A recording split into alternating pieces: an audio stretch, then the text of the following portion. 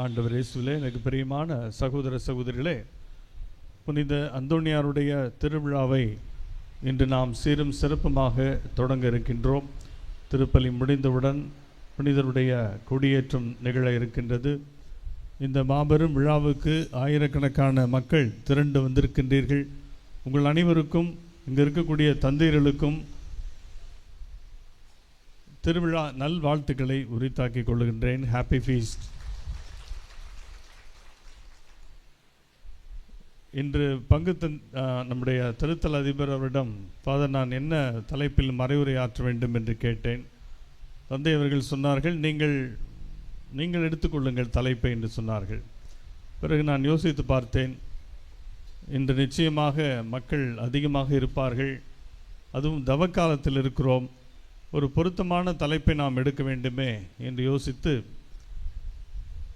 நம் எல்லாரிடமும் இன்று தேவைப்படுகின்ற ஒரு குணம், உலகில் பற்றாக்குறையாக இருக்கக்கூடிய ஒரு பண்பு, இதை நான் தலைப்பாக எடுத்து கொண்டிருக்கிறேன். அதுதான் இன்று வாசகங்களிலே நீங்கள் கேட்ட அன்பு, லவ். அன்புதான் இன்று உலகில் தேவைப்படுகிறது. உண்மையான அன்பு இல்லாத வாழ்க்கையை எல்லோரும் வாழ்ந்து கொண்டிருக்கிறோம். போலித்தனமான ஒரு வாழ்க்கை, வெறுப்பு பேச்சுக்கள், வெறுப்பு செயல்கள், சண்டை சச்சரவுகள், மதவெறி, சாதி வெறி, இனவெறி, மொழி வெறி, இப்படியெல்லாம் நிறைந்திருக்கக்கூடிய இந்த காலகட்டத்தில் அன்புதான் தேவைப்படுகிறது. இரண்டாவது, ஒப்புரவு. கடவுளோடு நமக்கு ஒப்புரவு தேவைப்படுகிறது. இந்த இரண்டு தலைப்புகளையும் நான் எடுத்து கொண்டிருக்கின்றேன். இந்த இரண்டு தலைப்புகளுக்கும் இதை சிந்திப்பதற்கு எனக்கு உதவி செய்திருக்கிறவர் பேராயர் ஃபுல்டன்ஷீன் அவர்கள். அவர் தன்னுடைய புத்தகமாகிய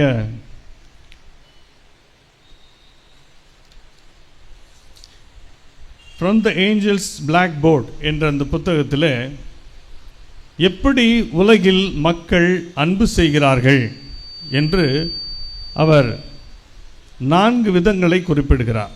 4 விதங்களில் மக்கள் அன்பு செய்கிறார்கள். பிறகு 5வது ஒரு வகையை அவரே முன்மொழிகிறார். மொத்தம் 5 வகைகள் அன்பு செய்வதற்காக, அல்லது அன்பு செய்கின்ற முறை, மக்கள் அன்பு செய்கிறவை என்றவர் குறிப்பிடுவது. ஒன்று, யூட்டிலிட்டேரியன் லவ், அதாவது பயனாளி அன்பு. ஒருவர் நமக்கு தேவைப்படுகிறார், அவர் இருந்தால் இந்த காரியத்தை நாம் செய்துவிடலாம், அல்லது இவரால் தான் இதை செய்ய முடியும், எனவே இவருடைய நட்பை நாம் பெற்றுக்கொள்வோம், இவரை அன்பு செய்வோம் என்று சொல்லி அன்பு செய்வது.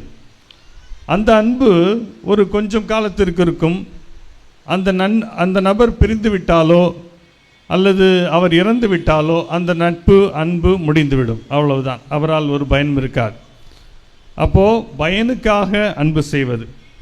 இப்போ உதாரணத்திற்கு, நான் அமெரிக்காவில் ஒரு 5 ஆண்டுகள் பணி செய்தேன். ஒரு பங்கிலே நான் இருக்கும்போது அந்த மக்கள் ரொம்ப அப்ரிஷியேட் பண்ணாங்க, எல்லாம் நல்லா இருந்தது. 5 வருஷம் முடிஞ்சு நான் அங்கேருந்து திரும்பி வரும்போது ஒரு ஃபேர்வெல் வச்சுட்டு, ஐயோ ஃபாதர் லூயிஸ், நீங்கள் போகிறீங்களே, வி மிஸ் யூ அப்படின்னாங்க. அவ்வளோதான், அன்னையோட முடிஞ்சிச்சு. அதுக்கப்புறம் வந்ததுக்கப்புறம் எல்லாம் மறந்துட்டாங்க இல்லையா? அப்போ நம்முடைய சேவை தேவைப்படுகிற வரைக்கும் அன்பு செய்கிறது ஒரு பழக்கம். நம்முடைய சேவை இங்கே தேவையில்லை என்றால் அவ்வளோதான், அவங்களுக்கு வேறு அடுத்தவங்களுக்கு இருக்கிறாங்க. இப்போ நம்ம இடத்த வேற ஒரு ஃபாதர் ஃபில் பண்ணிக்கிறார், அப்போ அங்கே அவங்களுக்கு அந்த அன்பு அங்கே கொடுக்கப்படுகிறது. இப்படி ஒரு பயனாளி அன்பு, யூட்டிலிட்டேரியன் லவ் அப்படின்னு சொல்லி இருக்குதுன்னு சொல்லி பேராயர் ஃபுல்டன்ஷீன் சொல்கிறார். ஒரு எக்ஸாம்பிளுக்கு தான் நான் அதை சொன்னேன். இரண்டாவது, ரொமான்டிக் லவ், காதல் அன்பை காதலாக பயன்படுத்துகிறாங்க இல்லையா, ரொமான்டிக். உதாரணத்துக்கு, ஒரு காதலன் ஒரு காதலியை அன்பு செய்கிறான் அப்படின்னா, அந்த காதலி என்ன நினச்சிக்கிறா, தான் அன்பு செய்யப்படுவதாக நினச்சிக்கிறான். ஆனால் அங்கே மறைமுகமாக அடங்கி இருக்கிறது என்னன்னா, அந்த காதலி தரக்கூடிய சுகத்தை, அந்த அனுபவத்தை தான் அவன் அன்பு செய்கிறான். அப்போது அவன் அந்த பெண்ணை அன்பு செய்கிறான் என்று சொல்வதை விட, அல்லது அந்த பெண் அந்த ஆணை அன்பு செய்கிறான் என்று சொல்வதை விட, அவர்கள் இருவருமே அவர்கள் தருகின்ற சுகங்களை, எக்ஸ்பீரியன்ஸை அவர்கள் அன்பு செய்கிறார்கள் மறைமுகமாக. இதனால் தான் பல திருமணங்களிலே இன்று அவர்கள் நீடிக்க முடியாமல் போகிறது. என்ன நினைக்கிறார்கள்? அந்த நபரை திருமணம் செய்வதாக நினைக்கிறார்கள், ஆனால் அவருடைய அனுபவத்தை தான் திருமணம் செய்து கொள்கிறார்கள். அதனால்தான் பல குடும்பங்களிலே கணவன் மனைவி உறவு நீடிக்க முடியாமல் போகிறது என்று சொல்லுகிறார். இரண்டாவது வகை ரொமான்டிக் லவ், இந்த காதல் வகைப்படுகின்ற அன்பு. மூன்றாவது டெமோக்ராட்டிக் லவ், ஜனநாயக அன்பு. அதாவது இது கொஞ்சம் ஒரு நாட்டு தலைவர்கள், சமுதாயத்தை பற்றி சிந்திக்கிறவர்கள், இவர்கள் கொண்டிருக்கக்கூடிய அன்பு. எல்லாருமே இந்த நாட்டினுடைய குடிமக்கள், எல்லாருக்கும் எல்லாம் கிடைக்க வேண்டும், எல்லாருமே சமம் என்ற கருத்துடையவர்கள். உதாரணத்துக்கு தமிழ்நாட்டிலே தந்தை பெரியார், அல்லது இந்தியா முழுவதும் டாக்டர் அம்பேத்கர், அமெரிக்காவிலே ஆப்ரஹாம் லிங்கன், இப்படி எல்லாருக்கும் எல்லாம் கிடைக்க வேண்டும், சமமாக மக்கள் நடத்தப்பட வேண்டும் என்று நினைக்கக்கூடியது இப்படிப்பட்ட ஒரு அன்பு. ஆனால் இதிலும் சில குறைகள் இருக்கின்றன. ஏனென்றால் இந்த அன்பு ஒரு வரம்பிற்கு மேல் செல்லாது.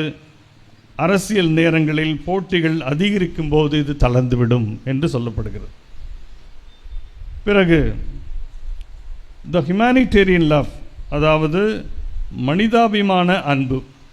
இந்த உலகத்தில் இருக்கிற எல்லாருமே மனிதர்கள் தான், மனித இனத்தையே நான் அன்பு செய்வேன் என்று சொல்பவர்கள் இருக்கிறார்கள். ஆனால் அவர்களிடமும் ஒரு குறை இருக்கிறது. அப்படி சொல்பவர்கள் தனிப்பட்ட ஒரு நபரை அவரோடு சேர்ந்து வாழ அவர்களால் முடியாமல் போகிறது.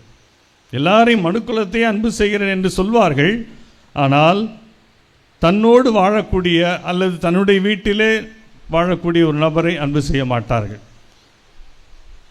உதாரணத்திற்கு ஒரு பங்கு தந்தை, உதவி பங்கு தந்தை, இவர்கள் எல்லோரும் மறைவுரை நன்றாக நாங்கள் ஆற்றுவோம். ஆனால் சில நேரங்களில் பார்த்தால் அந்த பங்கு தந்தையும் உதவி பங்கு தந்தையும் கூட சேர்ந்து அந்த இல்லத்திலே வாழ முடியாது. ஃபாதர்ஸ் பற்றி சொன்னால் சந்தோஷமாக இருக்குல்ல? அதே போல் குடும்பங்களிலே மாமியார் மருமகள், அவங்க ரொம்ப சந்தோஷமாக இருக்க போல் தோன்றும். கல்யாணம் ஆன சமயத்தில் அத்தை அத்தை அத்தைன்னு ரொம்ப பாசமாலாம் இருப்பாங்க. ஆனால் கொஞ்சம் கொஞ்சமாக வரும்போது அந்த ஒருவருக்கொருவர் சேர்ந்து அந்த வீட்டிலே வாழ முடியாமல் போகிறது. இப்படி அன்பை பொதுவாக சொல்லிவிட்டு குடும்பத்தில், வீட்டுக்குள்ளே அன்பு செய்ய முடியாமல் போகிறது. இது ஹியூமானிட்டேரியன் லவ்வில் வருது. இந்த 4 வகையும் தாண்டி பேராயர் ஃபுல்டன்ஷின் சொல்லுகிறார், உயர்ந்த அன்பு ஒன்று இருக்குது, அதுதான் கிறிஸ்துவின் அன்பு, இயேசு கிறிஸ்துனுடைய அன்பு. அதைத்தான் இன்று திருத்தொண்டர் அவர்கள் நற்செய்தியில் வாசித்தார்கள். யோவான் நற்செய்தி 13:34. இயேசு என்ன சொல்கின்றார்? நான் உங்களை அன்பு செய்தது போல நீங்கள் ஒருவர் மற்றவரை அன்பு செய்யுங்கள். இயேசுனுடைய அன்பு தான் டாப். ஏன்? அந்த அன்பில் என்ன இல்லை? அந்த அன்பு எதையுமே எதிர்பார்க்கல. அந்த அன்பில் சுயநலம் இல்லை. அந்த அன்பில் தியாகம் இருக்கிறது. அந்த அன்பு தன்னையே கொடுக்கிறது, தன்னுடைய உயிரை கொடுக்கிறது. உயிரை கொடுக்கவும் அஞ்சவில்லை. கல்வாரியில் நமக்காக உயிரை கொடுத்தார். அதுதான் அன்பின் உச்சம். அவர் என்ன சொல்கிறார்? ஆண்டவர் இயேசு, நான் எப்படி அன்பு செய்தேனோ, உயிரை கொடுத்து என்னையே இழந்து, அதே போல நீங்களும் ஒருவர் மற்றவரை அன்பு செய்யுங்கள் என்று சொல்லுகிறார். இது கொஞ்சம் கஷ்டம்தானே இல்லை? இந்த முதல் சொன்ன இந்த 4 வகையெல்லாம் நம்ம அன்பு செஞ்சுருவோம். ஒருத்தர் நமக்கு பயன்படுறாருன்னா அவர் அன்பு செய்துருவோம். இதெல்லாம் ஓகே. காதலி அன்பு, நான் உனக்காக அதை கொடுப்பேன், இது கொடுப்பேன், எல்லாம் உலகத்தில் ஓகே. ஆனால் உனக்காக நான் என்னுடைய உயிரை கொடுப்பேன் என்று சொல்லுகிற அன்பு தான் உயர்ந்த அன்பு, இல்லையா? அதை இயேசு சொன்னதோடு மட்டுமல்லாமல் வாழ்க்கையிலே செய்து காண்பித்தார். அது அப்படி செய்து காண்பித்ததோடு மட்டுமல்லாமல் அப்படிப்பட்ட அன்பை நீங்கள் நானும் வாழ வேண்டும் என்று அவர் கட்டளையாக கொடுத்திருக்கிறார். It is a mandate, it is not a request. தயவுசெய்து அன்பு செய்யுங்கள் அன்பானவர்களே அப்படின்னு இயேசு யார்கிட்டையும் பரிந்துரை வைக்கவில்லை. மாறாக அதை ஒரு கட்டளையாக கொடுத்திருக்கிறார். கமாண்ட்மெண்ட். இதை செய்துதான் ஆக வேண்டும். அன்புமிக்கவர்களே, நாம் அப்படிப்பட்ட ஒரு அன்பை செய்கின்றோமா? ஒருவேளை குடும்பத்திலே பெற்றோர் தங்கள் பிள்ளைகளை அன்பு செய்வதிலே அந்த அன்பை காட்டுகிறீர்கள். என் பிள்ளை எனக்கு பின்னாடி வயசான காலத்தில் செஞ்சாலும் செல்லாட்டினாலும் நான் அன்பு செய்வேன் என் பிள்ளைய அப்படின்னு சொல்லக்கூடிய தாய்மார்கள் இருப்பீங்க, தந்தைமார் இருப்பீங்க. ஆனால் அதை விட்டு தாண்டி சமுதாயத்தில் எல்லாரையும் அதே போல் அன்பு செய்யக்கூடிய மனப்பான்மை வருமானம் வராது. ஆனால் அதுதான் இயேசுனுடைய அன்பு. அதனால தான் அவர் இந்த ஊதாரி மைந்தன் ஓமையில் பாருங்கள், அந்த தந்தை எப்படிப்பட்டவர் என்று சொல்லுகிற அந்த ஓமையில் தன்னுடைய இளைய மகன் சொத்துக்களை எல்லாம் அழித்துவிட்டு திரும்ப வருகிறான். அவனையும் ஏற்றுக்கொண்டு அன்பு செய்கிறார். தன் வீட்டுக்குள்ளே இருந்து தன்னுடைய அன்பை சுவைக்காத, தன்னுடைய உறவை நினைத்து பார்க்காத அந்த மூத்த சகோதரன் இருக்கானே, அவனையும் அன்பு செய்கிறார். வாடா டே, நம்ம தம்பி திரும்பி வந்துட்டான்டா, வாடா நீ வாடா, வீட்டுக்குள்ளே வாடா, நம்ம கொண்டாடுவோன்னு சொல்லி அந்த மூத்த மகனையும் அழைக்கிறார். இப்படிப்பட்ட ஒரு தந்தையினுடைய அன்பைத்தான் இயேசு கொண்டிருந்தார். அதைத்தான் அவர் வாழ்ந்தார். அதைத்தான் நீங்களும் நானும் வாழ வேண்டும் என்று விரும்புகிறார். இந்த உலகத்தில் இன்று தேவைப்படுவது அன்பு தான். எப்படிப்பட்ட அன்பு என்றால், நான் சொன்ன பாருங்கள், அந்த 4 வகையான அன்பு அல்ல, இந்த 5ஆவதாக சொன்ன இயேசுனுடைய அன்பு இன்று உலகத்துக்கு தேவைப்படுகிறது. இன்று கிறிஸ்தவர் என்ற போர்வையிலே ஆட்சியை பிடிக்கிறார்கள். ஆனால் அவர்களிடத்தில் அன்பு இருக்கிறதா? இயேசுனுடைய அன்பு இருக்கிறதா? இல்லை. பேரளவிலே நான் கிறிஸ்தவன் என்று சொல்லி அதிகாரத்துக்கு வரலாம். ஆனால் உலக நாடுகள் எல்லாரும் பார்த்து கொண்டிருக்கின்றன. நீ சொல்லுகின்ற அந்த கிறிஸ்துவனுடைய அன்பை நீ கொண்டிருக்கிறாயா என்று எல்லாரும் பார்ப்பார்கள். வெறுமனே ஒரு மதத்தையும் பெயரை வைத்துக்கொண்டு நீ ஆட்சி பிடிப்பதால் நீ அந்த தலைவனுக்கு, இயேசுவுக்கு சிறந்த சீடன் என்று நிரூபிக்க முடியாது. அவர் சொன்ன அன்பை நாம் வாழ்ந்தால் மட்டும்தான் நாம் இயேசுனுடைய சீடர்களாக முடியும். அன்பானவர்களே, அன்பு செய்வது அதுக்கு ஒரு எளிய முறை நான் உங்களுக்கு சொல்ல விரும்புகின்றேன். இயேசு எப்படி தன்னையே இழந்து மற்றவரை அன்பு செய்தாரோ அதுபோல அன்பு செய்கிற போது நாம் நம்முடைய நலத்தை நினைக்காமல் பிறருடைய நலத்தை நினைத்தோம் என்றால் அதுதான் சிறந்த அன்பாக இருக்கும். ஒவ்வொருவரையும் அவர் அடுத்தவராக நினைக்காமல், அவர் என்னுடைய எக்ஸ்டென்ஷன், இங்கே இருக்கக்கூடிய இந்த ஃபாதர் அவர் வேறொருவர் அல்ல, அவர் என்னுடைய எக்ஸ்டென்ஷன், என்னுடைய ஒரு தொடர்ச்சி தான் என்று நான் நினைக்கும்போது அன்பு செய்ய முடியும். ஸோ இப்படி அன்பை பற்றி நாம் சொல்லிக்கொண்டே போகலாம். அதற்காகத்தான் இன்றைய தினம் முதல் வாசகத்தில் பவுலடியார் கூறிய அந்த 1 கொரிந்தியர் 13 எடுத்துக்கொள்ளப்பட்டது. நம்மிடம் அன்பு இருக்கிறதா இல்லையா என்று பரிசோதித்து பார்த்துக்கொள்ள அது ஒரு டெஸ்ட். எப்படி ரத்தத்தில் சர்க்கரை இருக்கா இல்லையான்னு சொல்லி டெஸ்ட் பண்ணிக்கிறோம் இல்லையா, அதுபோல் நம்மக்கிட்ட அன்பு இருக்கா இல்லையான்னு சொல்கிற ஒரு டெஸ்ட்டு தான் அந்த மெஷின். நாம் வாசிக்க கேட்ட வாசகம், அன்பு பொறுமை உள்ளது, அன்பு பரிவுள்ளது. அப்போ அன்பு எங்கெங்கெல்லாம், பொறுமை எங்கெங்கெல்லாம் இருக்கோ அங்கெல்லாம் அன்பு இருக்குது. பரிவு எங்கே இருக்கோ அங்கே அன்பு இருக்கு. அன்பு அழுக்காறு கொள்ளாது, இழிவானதை செய்யாது, தன் நலத்தை நாடாது, எரிச்சலுக்கு இடம் கொடாது, தீவினையில் மகிழ்வுறாது, உண்மையில் அது மகிழும், அனைத்தையும் பொறுத்து கொள்ளும், அனைத்தையும் நம்பும், அனைத்தையும் எதிர்நோக்கி இருக்கும், அனைத்திலும் மன உறுதியாய் இருக்கும். இப்படிப்பட்ட அன்பு நம்மிடத்தில் இருந்ததென்றால், இந்த குணங்கள் எல்லாம் இருந்தால் நிச்சயமாக அன்பு நம்மிடம் இருக்கிறது என்று அர்த்தம். பிரியமானவர்களே, அன்பு என்பது ஒரு அயன் டூம் மாதிரி. இஸ்ரேல் ரொம்ப பெருமையாக சொல்லிக் கொள்கிறது அல்லவா, எங்களுடைய நாட்டில் பெரிய அயன் டூம் இருக்கிறது, வெளிநாட்டிலிருந்து எந்த ஒரு மிசைல் எங்களுடைய நாட்டை அழிக்க வந்தாலும் அது எதிர்த்து சென்று தாக்கிவிடும் என்று சொல்லுகிறார்களே, அது போலி என்று நிரூபிக்கப்பட்டு விட்டது. ஆனால் அன்பு என்பது உண்மையிலேயே ஒரு சிறந்த அயன் டூம். இந்த அன்பு இருப்பவரிடத்தில் வெளியிலிருந்து யார்தான் அவர்களை காயப்படுத்த நினைத்தாலும் அவர்களை காயப்படுத்த முடியாது. ஏன்? அவர்கள் அன்பு அதை தாங்கிக் கொள்ளும். அந்த அன்பு அதை மன்னித்து விடும். அந்த அன்பு அதை பொருட்படுத்தாது. எனவே அன்பு என்கின்ற ஒரு ஆயுதத்தை நாம் எல்லோரும் கொண்டிருப்போம். 2வது, ஒப்புரவு. கடவுள் மிக மிக நம்மிடத்தில் விரும்புகின்ற ஒன்று ஒப்புரவு. நாம் அவரிடம் திரும்ப வேண்டும் என்று விரும்புகின்றார். 12ஆம் பத்திநாதர் சொல்லுகிறார், The greatest sin today is that men have lost the sense of sin. இந்த உலகத்திலே மிகப்பெரிய பாவம் என்றால் அது பாவ உணர்வையே இழந்து விடுவது. நாம் செய்வது பாவம் என்று அறியாதிருக்கிற அதுதான் மிகப்பெரிய பாவம் என்று சொல்லுகின்றார். அதே தான் பேராயர் ஃபுல்டன்ஷின் அவர்களும் தொடர்ந்து வலியுறுத்துகிறார். பாவ உணர்வே இல்லாமல் இருப்பது மிக மிக கொடியது என்று சொல்லுகிறார். பிரியமானவர்களே, இந்த தவக்காலத்தில் நாம் எல்லாரும் ஒரு டர்ன் போட்டு ஆண்டவரிடம் திரும்புவோம். நம்முடைய பாவங்களிலிருந்தெல்லாம் விடுதலை பெற்று கடவுளிடத்தில் திரும்புவோம். பேராயர் ஃபுல்டன்ஷின் ஒரு ஓமை ஒன்று சொல்லுகிறார். கௌதாரி பறவை என்று ஒரு பறவை இருக்கிறது. இந்த கௌதாரி பறவை என்ன செய்யுமா, அது முட்டையிட்டு குஞ்சு பொரிக்கிற வேளையில் பக்கத்தில் இருக்கக்கூடிய கூட்டிலிருந்து முட்டைகளை திருடி கொண்டு வந்து குஞ்சு பொரிக்குமா. அப்படி குஞ்சு பொரிக்கிற நேரத்தில் திருடப்பட்டு வந்த அந்த குஞ்சுகள் வெளியே வந்தவுடன் தங்களுடைய தாய் கௌதாரி இருக்கே அதனுடைய அழுகையை கேட்டு அங்கே பறந்து செல்லுமா முதலில். அவர் சொல்லுகின்றார், இது ஒரு ஒரு சயின்டிஸ்ட் கண்டுபிடிச்சது சொல்கிறார்.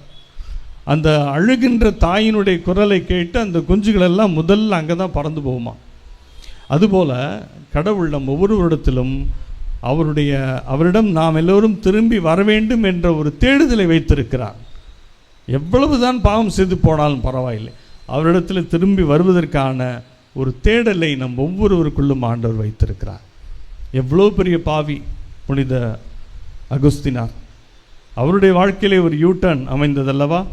அவருடைய தாயினுடைய ஜெபத்தால், மோனிகம்மாவுடைய ஜெபத்தால், தன்னுடைய மகன் மனம் திரும்ப வேண்டும் என்று தொடர்ந்து ஜெபித்த அந்த தாயினுடைய ஜெபத்தால் அகுஸ்தினார் மனம் மாறினார், கடவுளிடத்தில் திரும்பினார். இன்று நாமும் மனம் திரும்பி வர முயற்சி எடுப்போம். ஒரே ஒரு நிகழ்ச்சியை புனித ஃபுல்டன்ஷின் வாழ்க்கையில் நடந்ததை சொல்லி நான் நிறைவு செய்கின்றேன். ஒரு முறை நம்முடைய பேராயர் ஃபுல்டன்ஷின் அவர்கள் ஒரு வெள்ளிக்கிழமை அன்று, அதற்கு முந்தைய நாள் தேவாலயத்திலே பாவ சங்கீதனம் கேட்டுக்கொண்டிருக்கிறார். அந்த நேரம் ஒரு இளம்பெண் உள்ளே வருகிறார். வந்து பாவ சங்கீதனம் செய்வது போல் அவரிடம் அந்த ஸ்க்ரீன் போட்டிருப்பாங்க, ஸ்க்ரீனுக்கு முன்னாடி உட்கார்ந்துருக்கிறார். கேட்குறாரு, என்னம்மா பாவ சங்கீதனம் பண்ண வந்தியா? இல்லை, சும்மா டைம் பாஸ் பண்ணுறதுக்காக தான் வந்தேன். டைம் பாஸ் பண்ணுறதுக்காக வந்தியா?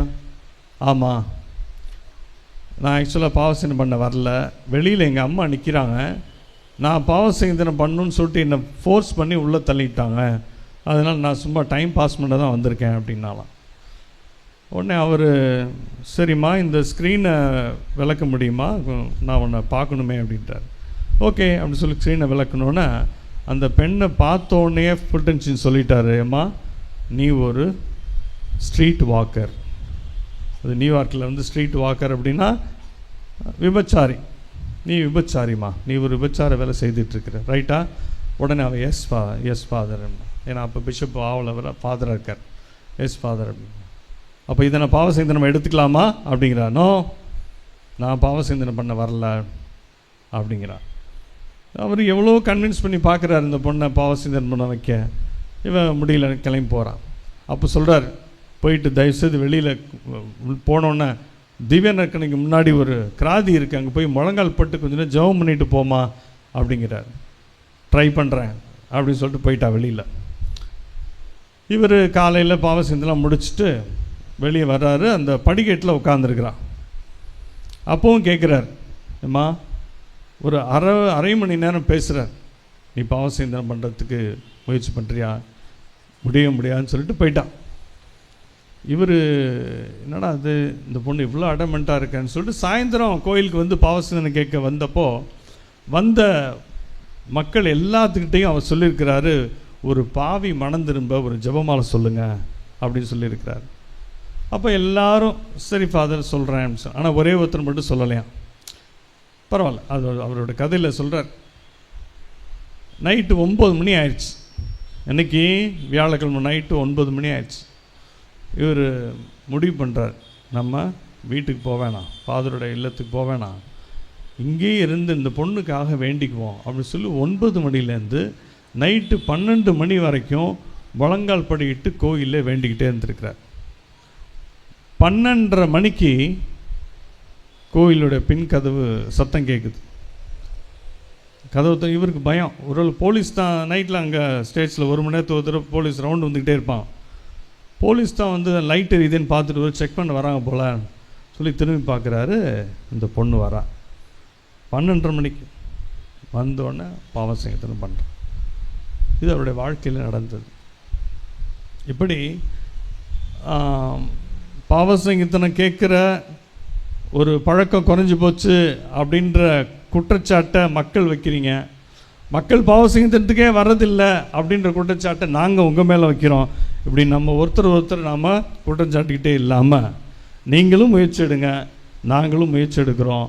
நாம் 2 பேருமே நல்ல ஒரு பாவசங்கத்தனை செய்வதற்கான அந்த முறையை ஏற்படுத்திக்கிட்டு கடவுளிடம் திரும்பி வருவது அவருக்கு மிகவும் பிடித்தமானது. இந்த தவ காலத்தில் நீங்கள் எத்தனையோ தவசங்கம் செய்யுங்க, நோன்புருங்க, விரதம், பல சிலுவை பாதை செய்கிறீங்க, தவக்கால திருப்பயணம் போகிறீங்க, எல்லாம் செய்யுங்க. ஆனால் கண்டிப்பாக ஒரு நல்ல பாவசங்கத்தனை செஞ்சுருங்க. அது கடவுளுக்கு ரொம்ப பிடிச்சமான ஒன்று. எனவே இந்த 2 பண்புகளையும் இந்த திருவிழாவாகிய முதல் நாளாகிய இன்று உங்களுக்கு வைத்து நான் நிறைவு செய்கின்றேன். 1, அன்பு செய்வோம். 2வது, ஒப்புரவாகுவோம். நல்ல பாவ சங்கீதம் நேரம் கிடைக்கும் போதெல்லாம் செய்வோம்.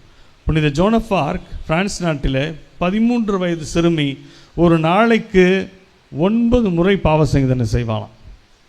அதெல்லாம் டூ மச் இல்லை, அது மாதிரிலாம் வேணாம். போய் எந்த சமயம் போய் நீங்கள் அப்படிலாம் டிஸ்டர்ப் பண்ணிடாதீங்க.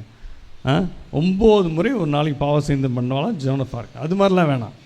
ஆனால் எப்போதெல்லாம் நம்முடைய ஆன்மா அழுக்காகி விட்டது என்று நீங்கள் உணர்கிறீர்களோ அந்த நேரம் நல்ல பாவ சங்கீதம் செய்ய வாருங்கள். குருக்கள் நாங்கள் எல்லாம் அப்படியே வானத்திலேருந்து குதிச்சவங்க கிடையாது, நாங்களும் பாவிகள் தான். ஆனால் எங்களை கடவுள் பயன்படுத்துகிறார். இந்த அருட்சாதனத்தில் மக்களை புனிதப்படுத்துவதற்கான ஒரு வாஷிங் மெஷினாக எங்கள் எல்லோரையும் கடவுள் பயன்படுத்துகின்றார்.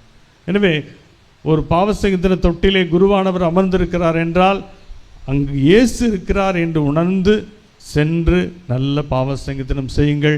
ஆண்டவரை நீங்கள் மகிழ்ச்சிப்படுத்த அதை விட பெருசாக ஒன்றும் செய்ய முடியாது. ஆமென்.